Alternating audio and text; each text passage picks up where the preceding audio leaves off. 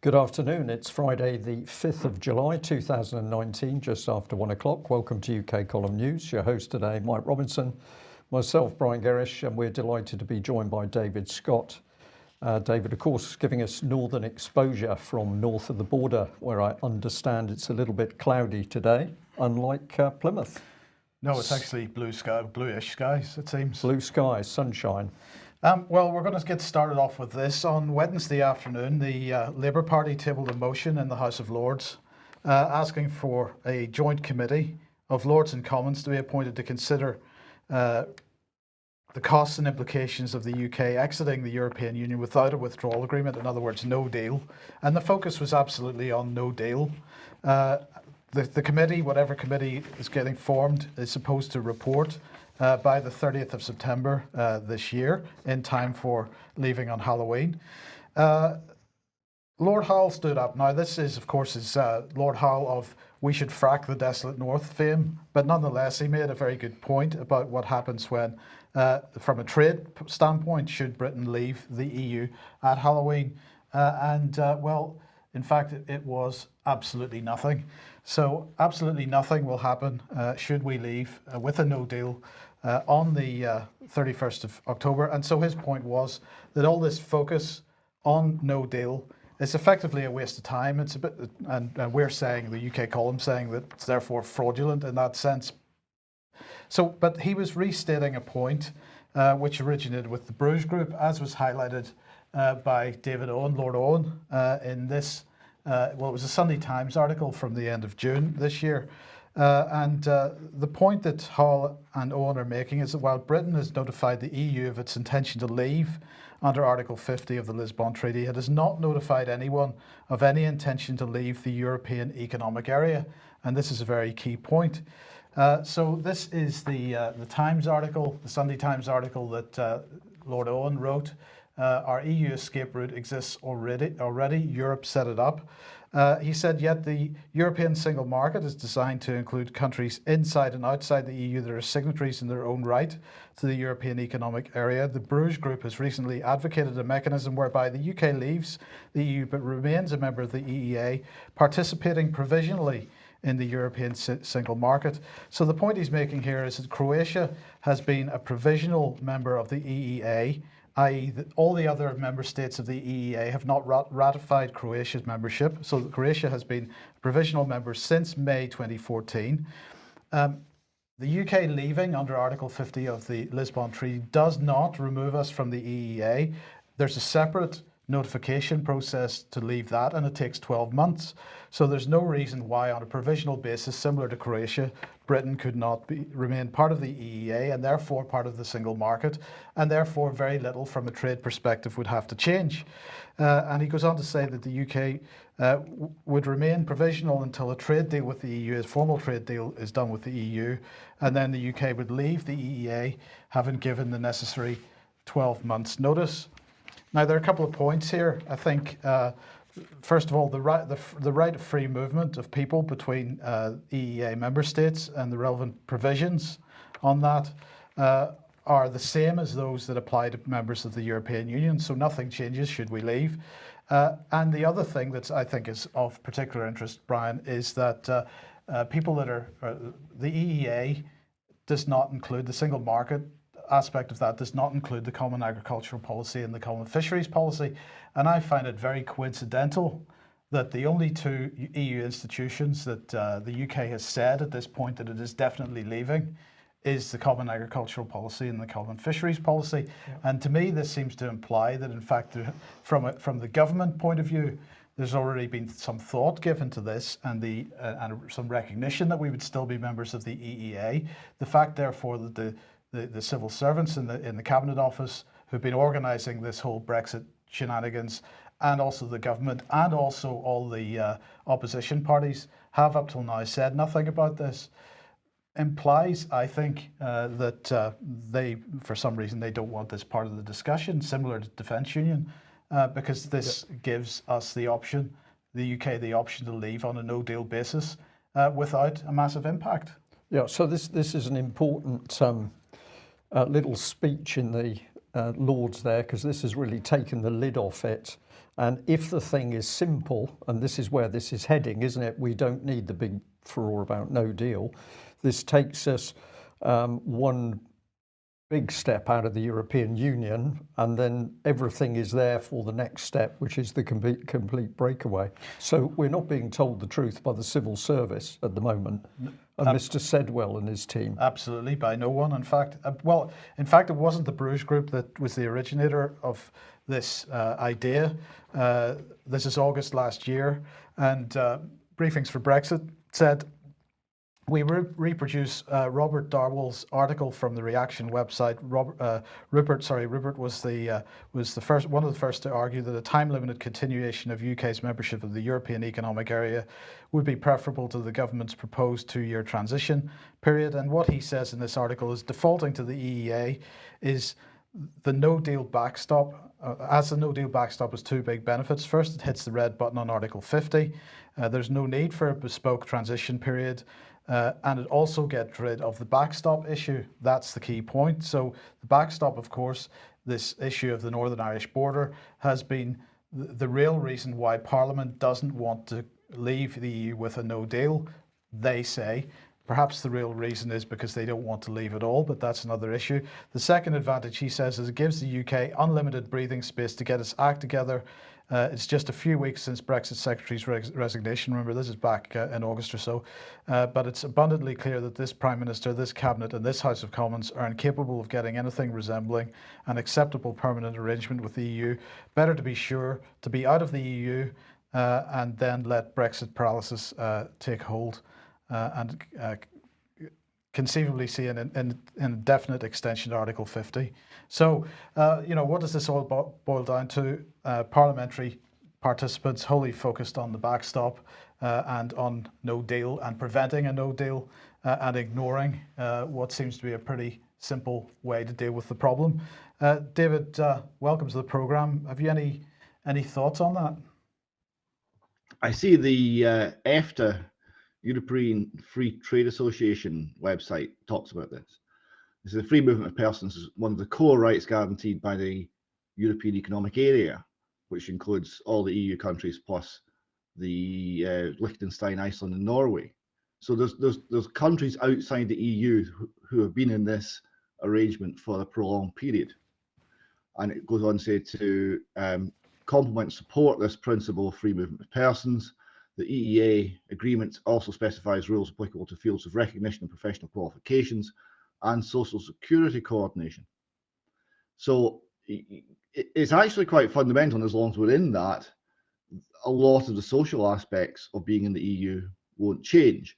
But of course, the core legal aspect, which is being able to make our own laws, would. So yes, it does seem to be a very straightforward step in the right direction. Of course, none of this matters unless we have the military issue sorted out. Absolutely, and come on to that in a second. But you've made a good point there. The legal point, of course, the EEA does not fall under the jurisdiction of the European Court of Justice either. It has its own arbitration system, so that deals with that problem too. But speaking of the Common Agricultural Policy, here's Michael Gove. Now, last year or so, he proposed to redirect payments under the Common Agricultural Policy, which are based on the amount of land farmed, to a new system of paying farmers public money for public goods. He said, as we leave the EU, we have a historic opportunity to deliver a farming policy which works for the whole industry. But he was using this term public good. Now, this is Aesopian language because what he's effectively talking about is rewilding farmland. And I'm not sure that that is in the public good at the end of the day, because Britain, of course, as we know, is far from being food independent. But UK government wants to use Brexit as an excuse to decimate our farming industry further by turning land managed for, well, we've managed that for quite a number of centuries now, haven't we, and built up our farming land. Take that away from the production of food and back to wild, well, not even wild meadow, because as we can see here from ITV News this morning, that various ecologists now really suggesting that rushing to rewild the UK was going to put the meadows that we already have at risk. And so they're getting a bit upset about this. So this is Plant Life, which is a wildlife charity. Saturday is National Meadows Day. And they're saying that while rewilding, which aims to return land to a more natural state, can provide opportunities for UK wild plants, many will still leave grazing or other kinds of disturbance, such as ploughing or cultivating, to thrive. They're basically saying that unless there's still some management of the land, that, actually wild meadow can't come back, it's going to turn into forest instead. This, of course, is the other thing that Michael Gove has been pushing forward with, this idea of planting new forest from the coastline of Lancashire across the coastline of Yorkshire. The point is that this takes farmland away from, and the capability to produce food away from the UK, and it seems like this seems to fit into perhaps some certain globalist policy agendas that are being pushed in. But ultimately, where is Britain going to get its food if we take the money from the Common Agricultural Policy, take that same amount of money and say to farmers, stop farming?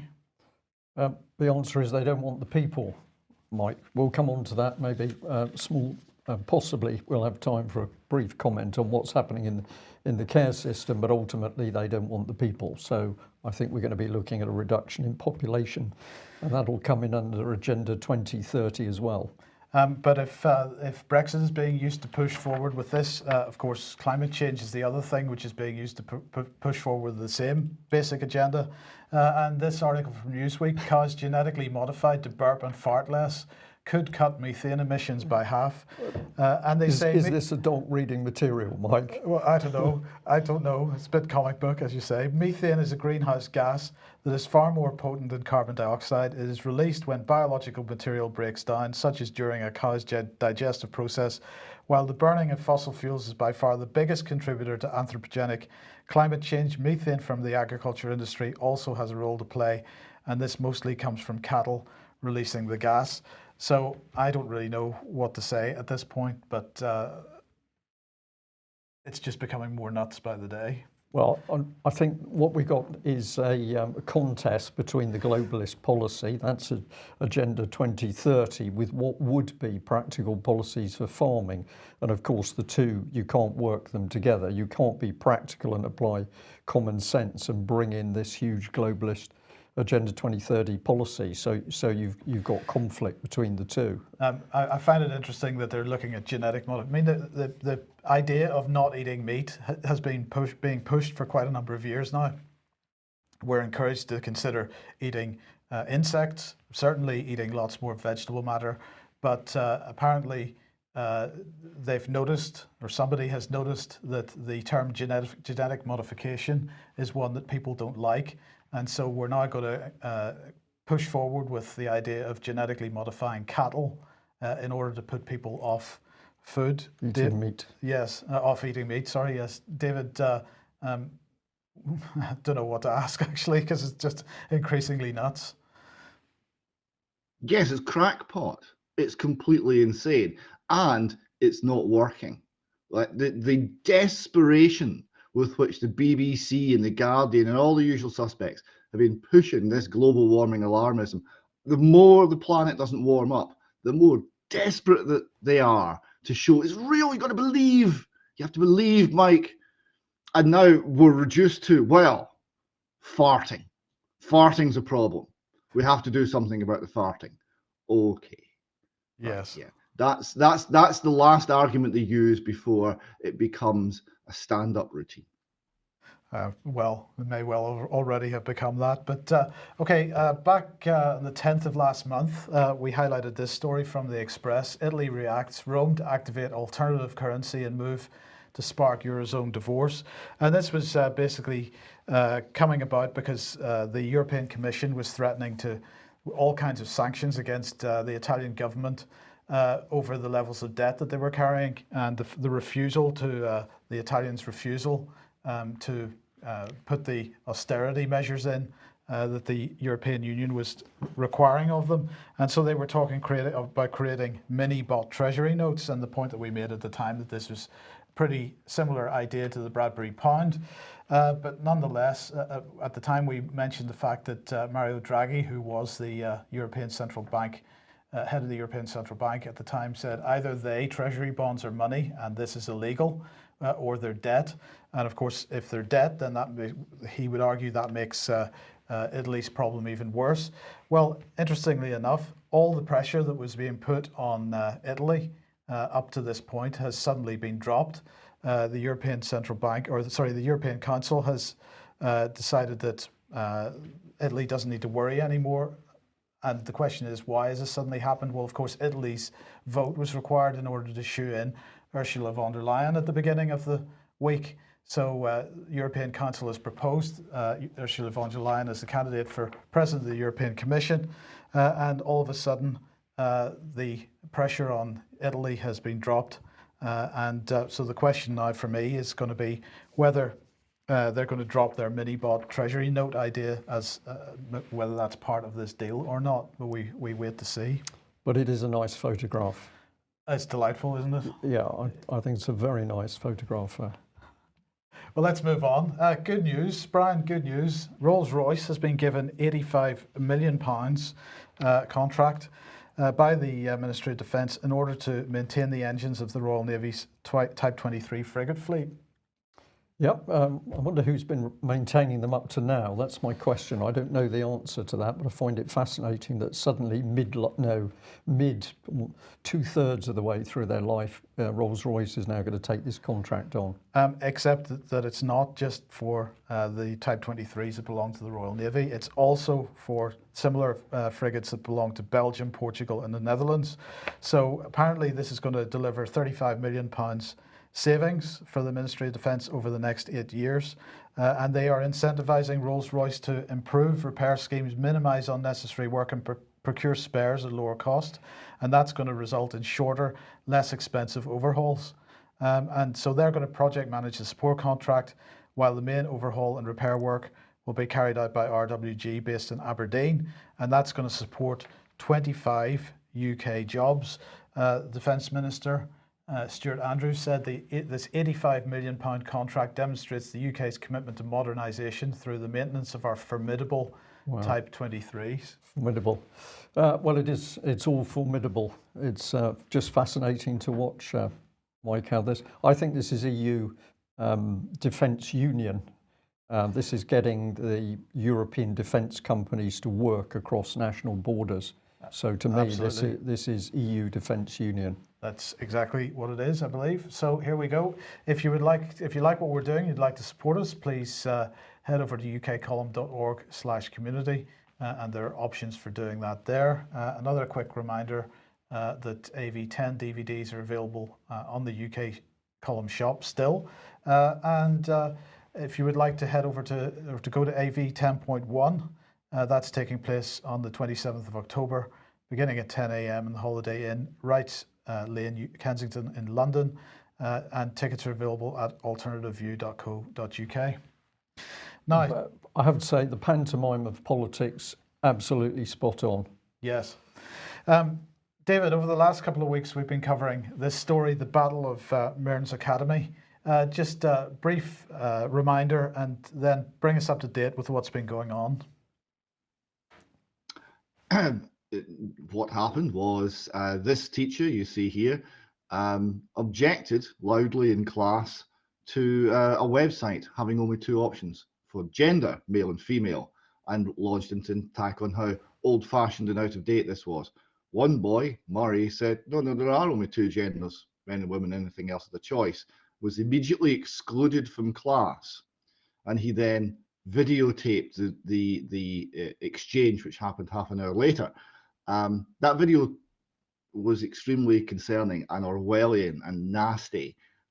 He put it on social media and it went viral. It's been all around the world. This is now, I saw it was today reported on Newsweek. So every newspaper stand in every airport in the world has got this story on it, and the latest developments, which are Murray's no longer welcome at Mearns Academy, saying that that human beings come in two types, male and female, has got him uninvited from Mayors Academy.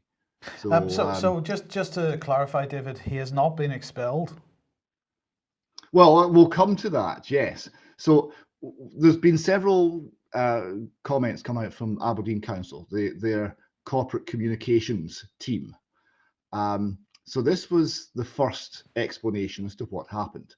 Spokesperson for Aberdeen Council explained, as part of our public sector equality duty, we aim to eliminate discrimination, harassment and victimisation, advance equality of opportunity between those who have protected characteristics and those who don't, foster good relations between those who have protected characteristics and those who don't. It's important to understand the context of any video clip taken without the person's consent in our schools. Fostering good relations amongst different groups can be a real challenge, but our aim is to support a fairer, inclusive environment for all. Now, these are magic words: fairer, inclusive, and environment. These are all magic words, and they thought that was an explanation. Now, unfortunately, the only thing that the corporate communications team managed to communicate is the fact that Aberdeenshire Council do not understand the law.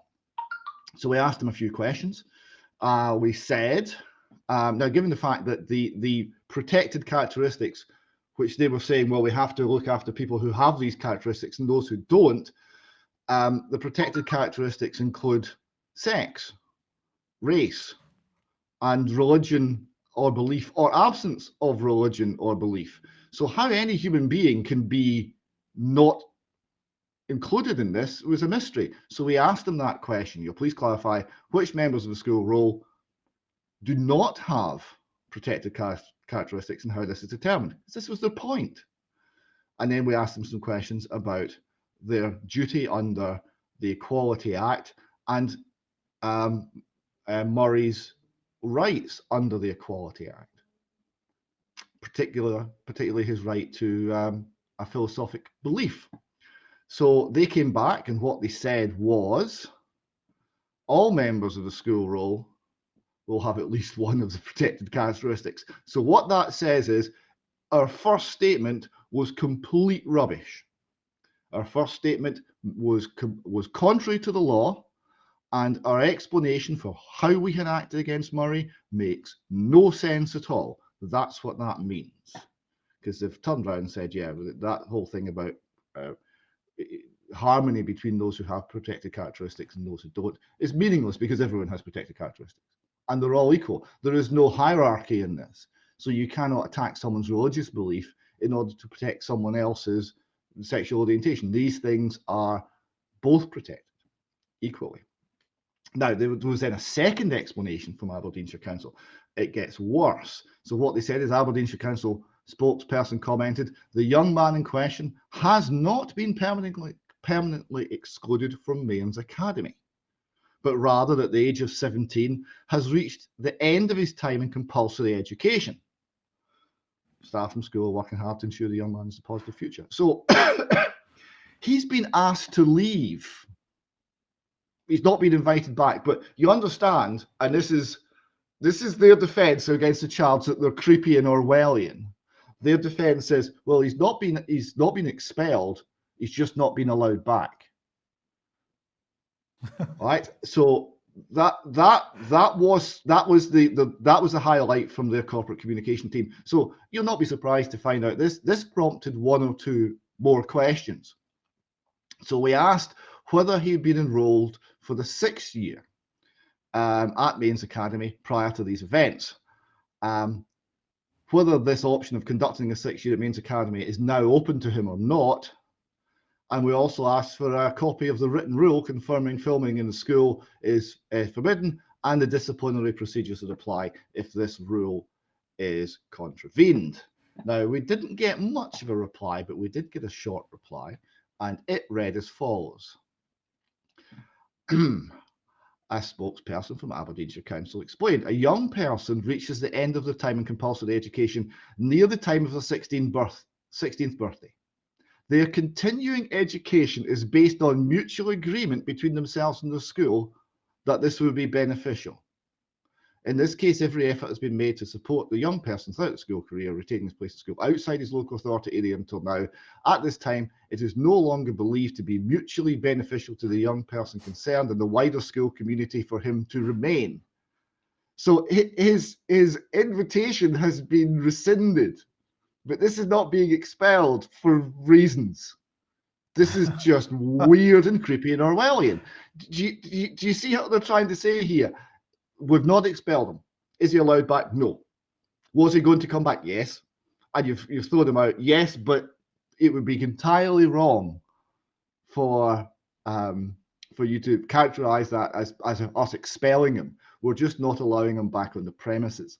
So this is what we've got to. It is quite Soviet in its tone. So yes, this is how we need to discuss. Now they do go on to clarify a little further. He was not excluded for stating his views, but for secretly filming his teacher and releasing this online.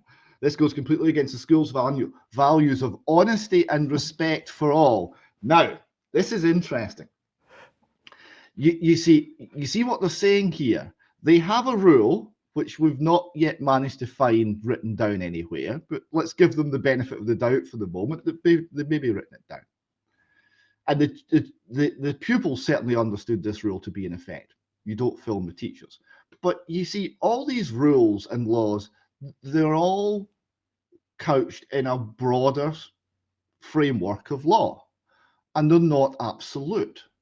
Now, the context of this filming was not to ridicule the teacher, was not to embarrass him, was not to expose some minor thing. The purpose in the film was to expose the teacher aggressing against the rights of the pupil under the Equality Act. The pupil has a right under the Equality Act to his philosophic belief or lack of belief. And he was being disciplined and thrown out of class for exercising that right. So that teacher was breaking the law. Under the framework of the teacher breaking the law, then filming the teacher becomes reasonable. And as the teacher quite clearly had the school support for breaking the law, putting that out into the wider world for support becomes reasonable. This is called whistleblowing.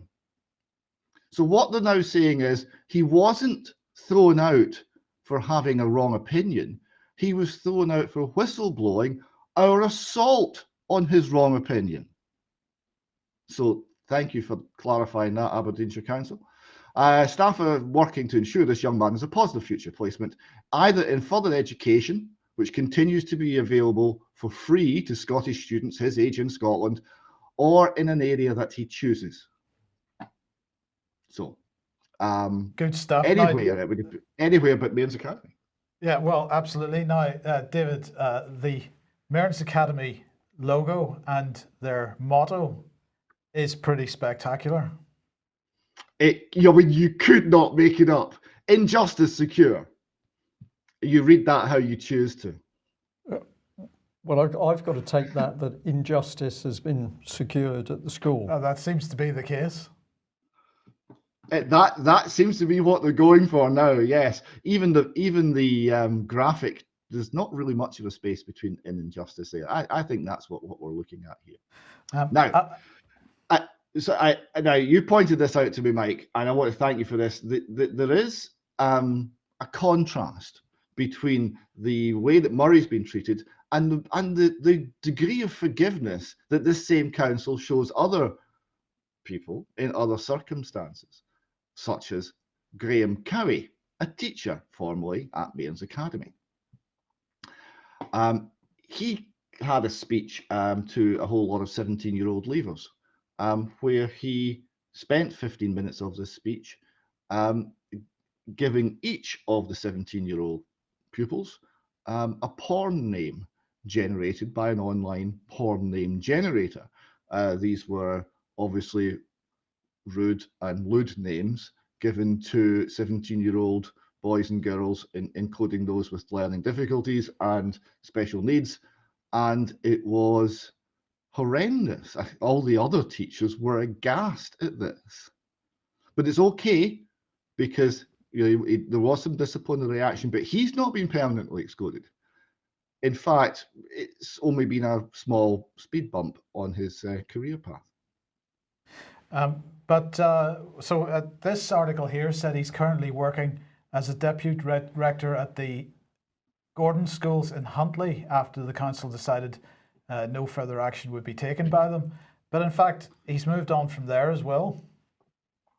Yes, he's now at a senior position on the management team, senior leadership team at Fraserburgh Academy. Fraserburgh Academy being known to our viewers as the school where Brian Docherty was employed at the time of all the troubles that came to him from, in fact, the same council.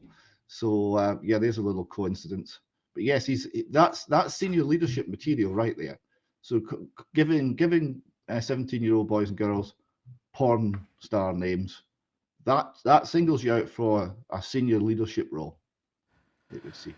As it would. Now let's move on then to Penny Mordaunt and Gender Recognition Act reform plans will be out the door in the next few weeks.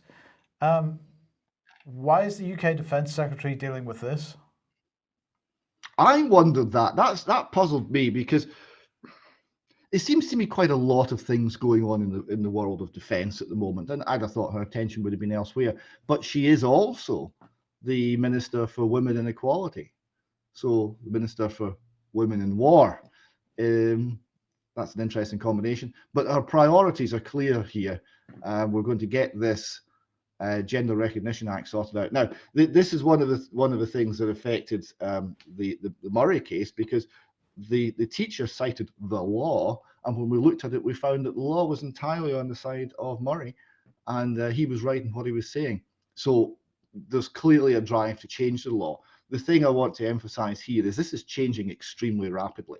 Our understanding of what we are as people is being forcibly changed and legally changed, not in response to any demand from people who are oppressed or groups or communities that are feeling oppressed. No, this is coming from on high. This is being imposed on the society to change how we think. And it's not working in terms of PR and spin, so we're going to force it through, and we're going to use the law to do it. This was Pink News reporting on this particular story, and they explained reforming the Gender Recognition Act to allow trans people to self-determine their gender. So if you decide you're a girl, you're a girl. No one can gainsay you. When applying for GRC without medical diagnosis or the need to prove they've lived gender has been called for by Stonewall and other LGBT organizations, LGBT plus organizations, extending legal recognition to non-binary trans people, lowering the age at which people can change their legal gender from 18 to 16, and removing restrictions that mean a person's spouse has veto power over their gender change are also reforms called for by campaigners. So you can see the degree of confusion, and the idea that you tell 16-year-old boys that they can fill in a government form and have legal access to the girls' showers. What could go wrong with that? I mean, I can't see anything that could go wrong with that at all. In practice, most trans people that go on self-identify their gender on their day-to-day lives, and a GRC is not required to access gendered spaces such as bathrooms or changing rooms. But self-ID has become a cornerstone of the backlash against GRA from some anti-trans feminists. So here you see the turf wars, the battle between one aspect of the radical left and another over this strange position of being able to self-identify your gender is the cutting edge of the change of society, of the push to change society and how people think. But we see it immediately being picked up by governments and by legislatures and pushed through in terms of law. So this is coming from on high, and this is going to come to schools. It's going to come to places like bathrooms and changing rooms. It's going to come to every aspect of our society, and it's going to be pushed in with all the power of the law. And so what's the British Psychological Society up to? This was published in the last couple of days. So this is the professional line of this. So we see it's going through the political sphere, it's going through activist groups like Stonewall, and it's going through the law. So this is the professions, guidelines for psychologists working with gender, sexuality, and relationship diversity, the British Geological Society. So this is another document that promotes this view of gender as a social construct, something you can choose, something you identify with. So I had a quick look at the working party led by Professor Christina Richards. And who is she? Well, she is a psychologist and involved in all of the sort of high level think tanks and organizations. British Psychological Society, chair of the division of counselling psychology, lead national assessor for counselling psychology. So very key on how people who have problems will be counselled and will be treated. But she is also the research head of the London Gender Identity Clinic at Charing Cross, which is within the Tavistock and Portman NHS Foundation Trust. And that was the organisation whose policies and treatment of people who were confused over the gender was so aggressive that their own board member quit. The governor of the Tavistock Foundation quits over a damning report into the Gender Identity Clinic.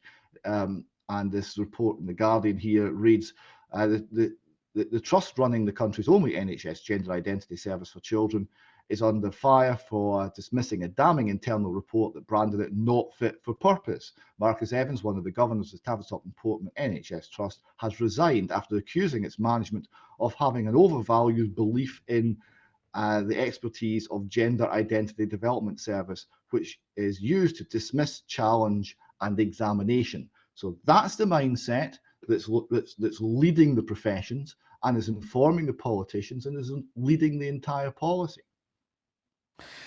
Okay.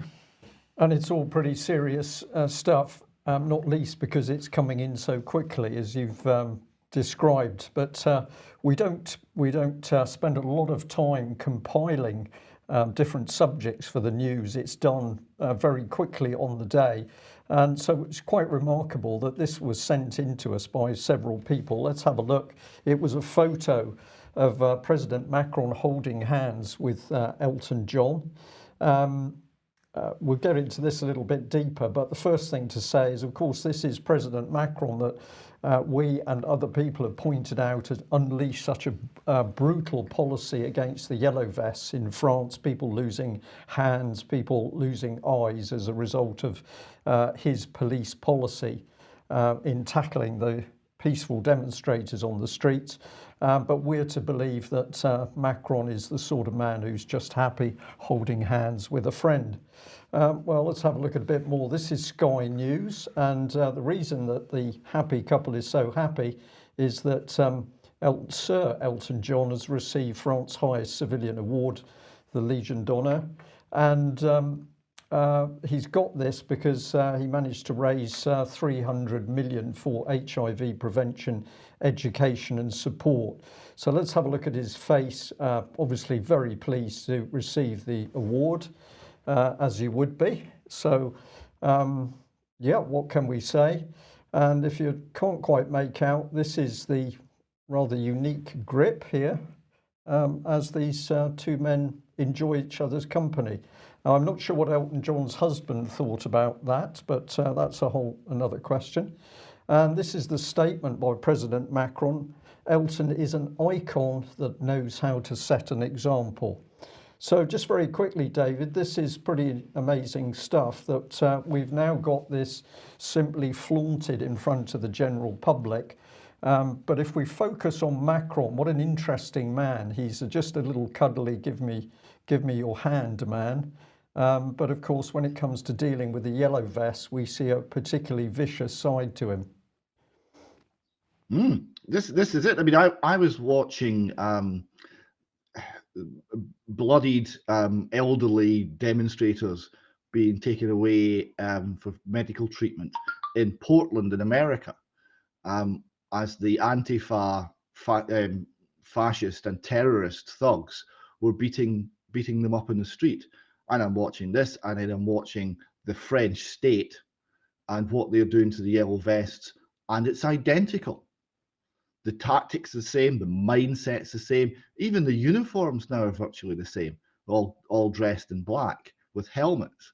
And this is what's been unleashed by Macron on the French. But yeah, this is a bizarre. Is this just virtue signaling? And who to? Who's buying this? Well, I'm perplexed by this story.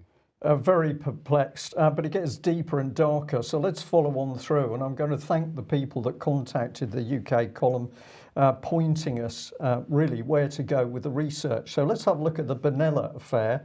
Now, this has been a very big story in France, not so much here. But it's basically that one of Macron's bodyguards, a gentleman called Benalla, got out on the streets during the May Day demonstrations.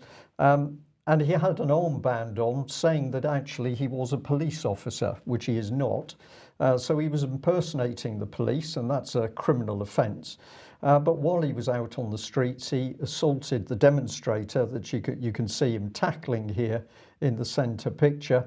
That man was eventually knocked to the ground. But this gentleman, Benalla, simply a favoured bodyguard of Macron. Now, this resulted in all sorts of things taking place. So let's see if we can bring some of those on the screen. So Reuters here picking up on the story, France's Benalla affair, the scandal Macron can't shake. Because although Macron tried to say, well, there's nothing really in it, storm in a teacup, it didn't die, and all sorts of things have taken place. So Interior Minister Gerard Collomb resigned after questioning over delays in taking action to get Benalla out of his job as a result of his actions on the streets of France. Questions were raised over Benella's use of illicitly issued diplomatic passports and his later work as a security consultant.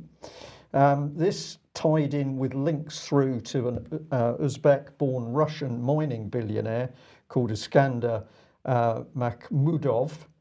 And basically, Mr. Makhmudov paid, I think it was about 300,000 euros for a security contract. Nobody's saying he did anything wrong, but that brought links back to Benella's connections with this particular security company. We then had this gentleman here, Marie-Elodie Boitat, Macron's head of security, resigning over his particular links to Benalla. We'll bring in the last one here. Another gentleman ended up resigning, Ismail Emilian, and he was Macron's key political advisor and creator of the En Marche programme, which is quite interesting. We'll come on to that a bit more in a minute. But he resigned after Benalla had been taped boasting of the continued support from this very close advisor to Macron. So this story has run and got deeper and darker. I'll just add in here that there are quite strong alleged links between Mr. Makhmudov and Putin back through very large companies. Now, I was, of course, astonished, shocked. I had to run, hide and tell, because this means that we've got Putin, or would mean that we've got Putin's agents close to the French government. And I think this needs some investigation. Here's some details on Mr. Makhmudov, very, very wealthy, close to $5.5 billion US dollars. But more to this story we found in Arab News, because his Ismail Emilian, and he came out with a very interesting article where he's talking really about the En Marche policies, which Macron implemented. And if you look at this article, encourage people to go and read it for themselves, it starts to give us a really good look into the political thinking of the En Marche programme. And it says, for example, that progressives must rebuild, and that starts with diagnosing the traditional party's shortcomings. So they are almost gloating that traditional political systems are breaking down across Europe, and this gives us the opportunity, or gives them the opportunity, for introducing this more liberal progressive society. It also says that local people aren't really impressed with politics anymore. So there needs to be a new approach to citizens, and we need to get out amongst citizens and local groups in order to get them fully engaged in our policies.